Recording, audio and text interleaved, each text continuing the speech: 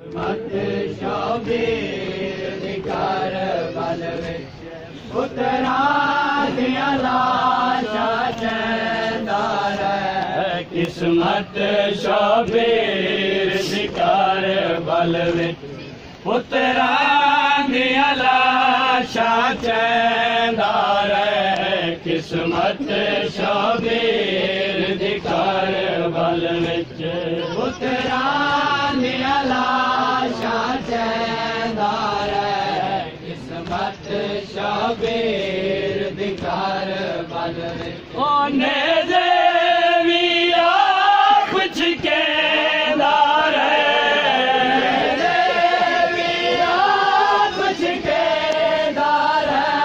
कबरां में आप बनेंदा रहे। किस्मत शोभीर दिकार बल विच पुत्रां दियां लाशां चैंदा रहे। किस्मत शोभीर दिकार बल विच एक पुत्र कुने दा खा गया है। तीर मुका लिया है। पुतार कुने खा गया है। पुतार को तीर मुका गया है। एक लाश पहुंचाई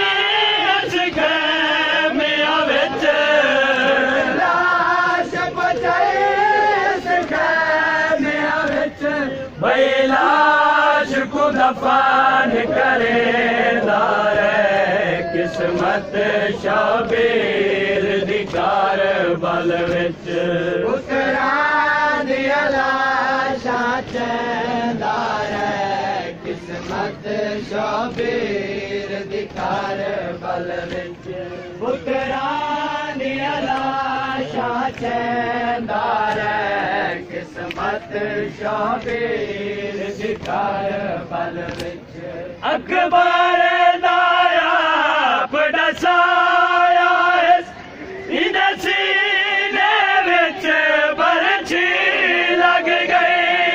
अकबर दाया बड़ा साया इन सीने विच बरछी लग गई। लेकिन असगर दा जख्मी गल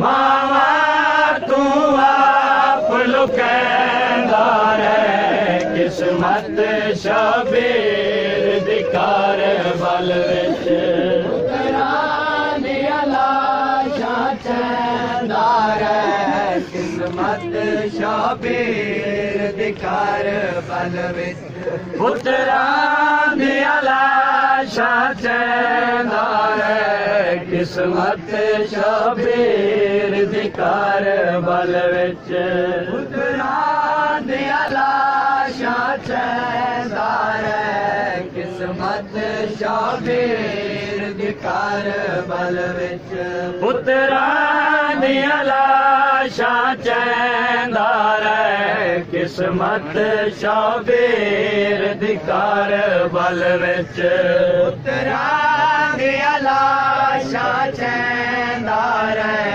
किस्मत शोभीर दिकार बल विच पुत्रां दियां लाशां चैंदा रहे। किस्मत शोभीर दिकार बल विच पुत्रां दियां लाशां चैंदा रहे। किस्मत शोभीर दिकार बल विच पुत्रां दियां लाशां चैंदा रहे। किस्मत शोभीर दिकार बल विच पुत्रां दियां लाशां चैंदा रहे। किस्मत शोभीर दिकार बल विच पुत्रां दियां लाशां चैंदा रहे। किस्मत शोभीर दिकार बल विच पुत्रां दियां लाशां चैंदा रहे। किस्मत शाबीर दी करबल विच पुत्रां दियां लाशां चैंदा रहे किस्मत शाबीर दी करबल विच पुत्रां दियां लाशां चैंदा रहे किस्मत शाबीर दी करबल विच पुत्रां दियां लाशां चैंदा रहे किस्मत शाबीर दी करबल विच पुत्रां दियां लाशां चैंदा रहे किस्मत शाबीर दी करबल विच पुत्रां दियां लाशां चैंदा रहे किस्मत शाबीर दी करबल विच पुत्रां दियां लाशां